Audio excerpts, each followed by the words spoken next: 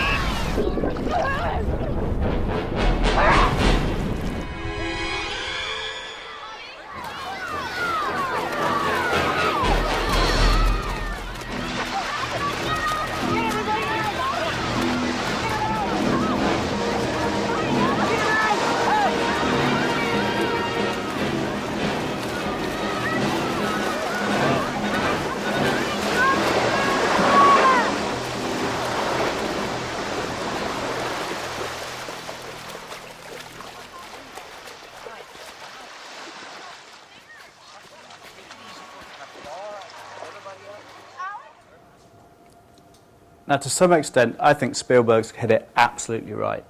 There's that moment of seeming panic, kids are playing on the beach, it might be just before Christmas, and all of a sudden something happens. And there's chaos. There's people running into the water, there's people running out of the water. Sometimes there's, the security teams are like the little kid sitting on the beach saying, get out of the water. And that moment where Chief Brody, the camera pans in, Spielberg goes straight into him and says, he knows he's the only person there who can make those decisions, who's able and in the chair. When the phone rings at 3 in the morning, you're the person in the chair to make that decision. And unfortunately, everybody else is running in different directions. And I think that's exactly the situation we find ourselves in these breach, in the event of a breach. There's not always blood in the water, and there's not always kids being eaten. And we have to be careful about, certainly in the States, how we describe children being eaten by sharks. But I think it's a British audience, and we're okay with, you know, a slightly more adult narrative. But it's really important to recognise that that's how it feels, and that is the, you know, that is the moment of panic. And there is always that brief moment of calm or quiet when everybody's looking around not knowing quite what to do. And we really think about three things: your ability to predict what's going to happen, to prepare for it, and then respond in the fastest possible time. And I think prediction is really important. We all know that shark attacks do happen off various coasts around the world. We all know that a number of things happen. And let me take you through a couple of examples. So, Hurricane Katrina was a major category hurricane that hit the continental coast of the US on August 27, 2005. Hundreds of thousands of people were disrupted. Their homes were smashed apart. Yes, there had been some significant structural mistakes made in how they prepared for this. But all the information, all the predictive information tells us that hurricanes will hit that part of the US coast in late August and early September every year. So much so that we actually name all of these hurricanes ahead of time. And the next hurricane will be called Bill. And there's a part of the story which again personalises it for me. There's a lady called Lois Thomas, I think Lois Clark was some Superman. Lois Thomas. She had 6 kids and they sat in their house. And as they heard all the news coming on, and there was sort of various conflicting reports about what was going to happen, how the hurricane was going to affect landfall and implication on all of the flood defences, and they sat at home and they thought, Christ, perhaps we haven't got enough food in, should we go to my mum's who lives a few miles away? And they stayed put. And I think that is quite a natural reaction for all of us. Just sit tight and find out what happens. You know, as Marco talked about, that first hour, you know, understand what's happening. Unfortunately, they sat tight too long. And as the water rose up, Lois and her 6 children, the youngest of which was a 3-year-old girl called Angela, went all the way up in the house, and they were stuck in the attic for 12 hours. And eventually had to break through the top of the attic and wait for law enforcement and emergency response teams to take them, and then they were airlifted somewhere else, and then they eventually were airlifted and taken to an evacuation centre in Phoenix, which I'm reliably informed is much drier than that part of the United States. But some of the issues that we saw there was actually both in the preparation, the prediction that, of course, these huge hurricanes will batter the coast of the US, so much so that their names are identified years in advance, but also that the emergency response was terrible. You know, the mayor of New Orleans went on radio, went on national television days after the initial response, asking for help from the federal government. So who calls the alarm is huge. Who's empowered to do that? And the speed of response is massive. Now, it didn't matter that 10,000 US troops were sent into the area. They weren't able to distribute water. They weren't able to keep the lights on. They weren't able to do those things. So from one natural disaster to another. And again, pandemics, epidemics are not new occurrences. The Great Plague of London, I think in 1334, killed nearly 50 million people globally. When Cortez landed in Mexico, the smallpox virus killed 8 million inhabitants. H1N1 bird flu is estimated to have killed nearly 500,000 people globally. So when Ebola took place and was really started to take hold in March, it wasn't a surprise to anybody. However, we were very ill prepared to both sound the alarm and then institute a coordinated set of activities that operated cross-border, cross-jurisdiction, and highlighted some of the key fracture points we see in the cyber world. The ability to coordinate response across boundaries, across jurisdictions, in competing sovereign areas. It took nearly 5 months, for the World Health Authority to declare a national and international disaster. And really it only started to come when Ebola cases were turning up in the US and in Europe in hospitals for the world to start to get hold of this. And by that point, I think over 5,000 people or 14,000 people had lost their lives. Again, a very clear message that the speed of response and the coordination and the ability to recognize the danger are utmost in importance in those first 48 hours. And earlier on I talked about they will define, your business, but they'll define your career. Risk management is one thing. I think career management has become another part of that as well. And then the final natural disaster that we'll talk about, or just really, I think, highlights and illustrates some of these points, was the massive earthquake which hit Japan. The largest earthquake in Japan's history since records began in sort of early 1900s, the fourth largest earthquake in the world. Devastated huge parts of Japan, and in particular, their prediction and their planning. They had planned and had built some of the largest tsunami defense systems. All of the, those of you who've been to Japan and been to Tokyo in particular have seen, all the houses are built to withstand earthquakes. This was a 9.0 earthquake, and some of the aftershocks were immense on any scale. Waves of water that were 16, 17, 20 meters high. That's like 6, 7 shipping containers stacked on top of each other. Now, we all know the consequences of that were immense.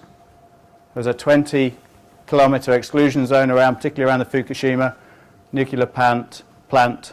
There were 7 different nuclear meltdowns. 3 Dachau reactors in particular suffered explosions. I believe it's the second largest nuclear disaster after Chernobyl. But what they weren't able to do was predict the secondary implications, the follow-on earthquakes and the secondary tsunamis that then hit. So yes, there was a failover. Yes, there is a naturally an engineered cooling down of a plant once you turn it off. The nuclear material does not just stop being really hot. But for that you need a second diesel generator. The secondary diesel generator was then hit by a phenomenally large body of water that also knocked out hundreds of thousands of homes and cut the electricity to 4.5 million people. So again, the lesson for me is, yes, there will be unexpected and immense attacks on our networks, unexpected and immense implications which will knock our defences out of the way. What we also need to be very aware of when these attackers have all that time in our organisations, it's the secondary attack which really knocks you off course. It's the second piece that you didn't plan for. And I think that is part of the beauty and the nature in how we think about running the scenario planning. We've seen and we've talked about some amazing evolutions in the attack surface, the attack vector, whether it's nation states taking out banking systems, telecommunication networks in the Ukraine, in Georgia, in South Korea, whether it's all of the implications at Sony, not just an attack by a nation state on an entertainment network, but something that will impact, and I think impact all of our consciousness for a while, in terms of destroying data, publishing intimate emails between executives. I think that might change, if we really internalize that, might change how we all write emails. How we all write and talk to our peers, if we thought all of those emails would be public in the next few days, next few weeks. And again, the unintended consequences, if you turn your IT systems off, as the guys at Sony did, if you turn those things off, a lot of stuff stops working. Yes, it's your IP phone. Yes, it's all of the things in the office. They were dragging fax machines out of the cupboards to try and carry on working. But when we went on site, people couldn't get in because the gates in the car parks wouldn't work. So the interconnected nature of our world today, let alone in a few years' time, tells us that making those decisions to turn off or on in your recovery times are actually vitally important.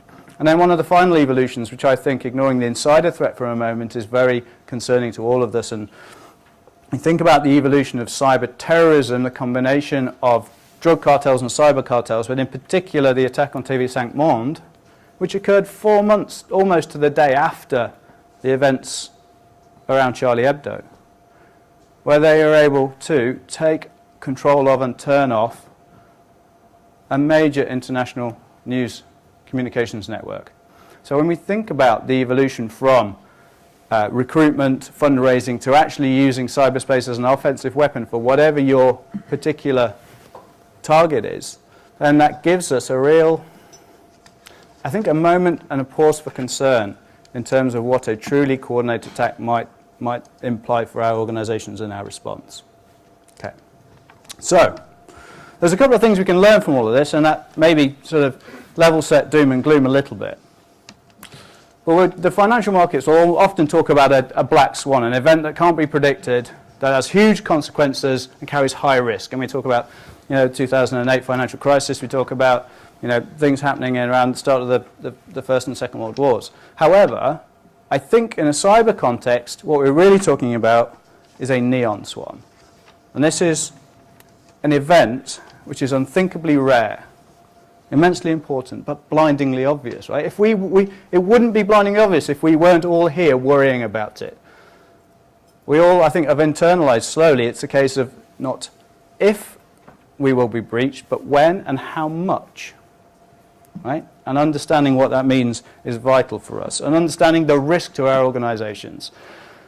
A friend of mine very recently became inadvertently, I think, as a lot of people do, CISO for a major organization. And he phoned me up and said, "Andrzej, I believe you do some stuff in security. What should I be doing?" And I said, "You need to ask 3 big questions of your new team so that you can answer the question to your board. And those questions should be, first of all, what are our data assets? Without that, you're really stuck. Second of all, what is the landscape, the threat landscape facing my organization?" And then you can start to understand the risks facing your organization. And that risk equation is pretty simple. And come up with your top 10 data assets. Don't just name them, find out what they are and where they are and how you use them. Understand your risks, your top 10 risks, and articulate that to your board. And then I said the third question is possibly the most important. Keep asking the question, are we compromised? Are we compromised? Are we compromised? And be instilling those 3 areas of thought in your business will help you answer the questions that you're going to be asked. Now, very similar to the previous presentation, I think that there are some distinct phases when you think about understanding and learning the mistakes of those cyber attacks and actually from those big natural disasters. And they fall into these 3 categories we highlighted earlier on. Being able to predict what will happen, understand the risks facing your organization, and run those really emotionally charged scenario red team reviews with the board and the technical teams. Being able to predict what happens, then prepare for it and respond in the fastest possible way, get the right teams in place. And yes, we do agree that it takes, it's a year out is where you start. It takes a year to train for a marathon. It takes a year, to build a set of organizational reflexes so that when you face a key decision, that is not the first time you're facing that decision. You're not asking, as Marco talked about, a CEO to make a snap decision where he has no experience and very little information to do that. And yes, prepare for it. Run the scenarios, run the training sessions. And I don't mean just for that crisis response team, but for the organization. We all know where we should go in the event of a fire. We were all told the minute we walked in the door. We all have experienced fire alarms like hundreds of times in our lives. But do we all know what to do and where to go in the event of a data breach? I suspect we probably don't. So it's not just the immediate crisis management teams, but it's a broader culture and awareness issue. And then yes, in those first hours, managing communication, taking control, understanding who in your organization is empowered to sound the alarm. Anybody in an organization can sound a fire alarm. We just have to break the glass, don't we? Now, should that be the case in a data breach? Possibly. Is a data breach wildly more dangerous to your business than a fire? Possibly. So understand what happens, how you identify, understand what's happened, how you mitigate it, how you pull the team together, how they operate in times of great stress and strain. and then really how to remediate and who you call for help. One of the things that we talk about is it's an industry, an asymmetric world where the attackers have infinitely more time, more collaboration, more insight and more funding than we do, either collectively or individually. There's a global dearth of cybersecurity talent and capability. Now, we're really lucky to have over 5,000 people, security folk, in our organisation.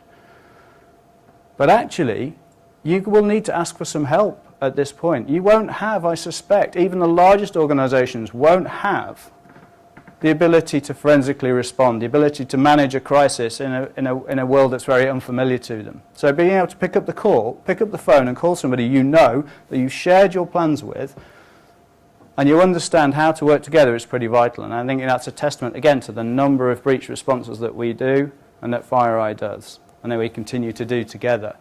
Is when you turn up, shouldn't be, again, the first time that we meet. Yeah, it shouldn't be the first time I see your network or understand your business model. It should not be the first time to understand which 18 key legal jurisdictions you operate in. Right? Those are not the first questions that should happen. That should all already been prepared and responded to. And then the second phase of response is really about critical functions, getting those back up and running and making sure the integrity of systems and data is correct. And then the final one really, for me, is a sigh, a deep breath, and understanding how we respond as an organisation. Right? How do we understand and learn from what's going to happen? How do we move to a place that says, right, we probably will get breached again, but 3 things that we need to ensure. Our response will be better. We won't be as vulnerable in the places we were. And thirdly, what is that long-term plan, right? 3 horizons. I always talk about 3 horizons with people. The 5-minute horizon, the 5-quarter horizon, and the 5-year horizon. The 5-minute horizon is, if I get the call in 5 minutes, if we're breached in the next 5 minutes, what do we do? It's quite sharpens the mind a little bit. The 5-quarter horizon is, what can I invest in that will allow within a sort of a standard implementation, people, process, technology, what can I invest in a budgetary cycle that's going to help improve my situation? And the 5-year horizon says, what will my business be like in 5 years? And how can I start the process of adapting to that? What will the threat environment be like in a few years' time? Yeah? What will technology be like in a few or 5 years' time? Those are really good horizons, I think, to orientate yourself around and not just get fixated by that 5-minute horizon. So we talked about these things, being able to predict what happens, being able to really respond in real time, and then get that preparation in early. And there's a few things that, that advice I gave that friend of mine who, again, the inadvertent CISO, said, come on, Dave, you can do this. You've done some audit stuff before, you can be our security guy. He wasn't overly happy with that. But it was, okay, you need to perform a compromise assessment. Understand if you've been breached. Take every opportunity you can. Yeah? Get as much threat intelligence and understand your risks as possible. And really think about how your exec team will perform in a breach situation. And I think, again, the final piece really, my biggest thing is, we ask for help all the time. We work with law enforcement, intelligence teams, security partners. I think we can all learn something and work together. So thank you very much. I appreciate sitting through from Jaws to Fukushima to Ebola to the first 48 hours of a breach. It's something I think takes pride of place in our organisation, and it should, I think, take its place of priority in everyone. So I don't know if we've got time for a few questions. Thank you. No, I think we'll. Thank you. Thanks, mate.